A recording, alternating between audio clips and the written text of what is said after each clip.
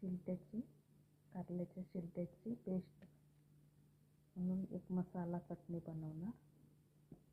तर त्याच्यासाठी मी हे टमाटर वापरणार, आलं वापरणार, ही मिरची वापरणार फ्राय करून, शेंगदाणे आहे 2-4 आणि खोबरं खीस आहे. याला तेलात सेलो फ्राय करणार शेंगदाण्याला, ह्या सगळेच याला हे पण. आणि त्याच्यामध्ये मी जिरं, धने, हळद आणि आमचूर ही वापरणार. माझ्याकडे चिंच पण आहे, थोडी चिंच वापरणार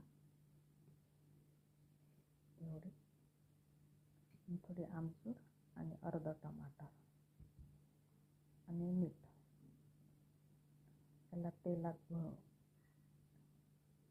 छान सोते करून मिक्सरमधून ही पेस्ट बनवून, नंतर हे खोबरा खीस, हे कारल्याचा खीस काढून त्याची क्लिनिंग प्रोसिजर केल्यावर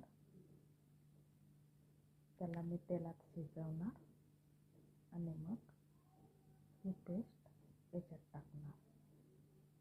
बघा, ही पेस्ट याच्यात टाकणार. याच्यात मी कांदा लसूण आज नाही टाकत, पण कांदा लसूण टाकूनही छान होते भाजी. एक पावडर फॉर्ममध्ये आहे ही भाजी. बेसनचं टेक्स्चर येते याला, पण मी बेसन नाही, पण ही थोडी पेस्टसारखी दिसणार आहे.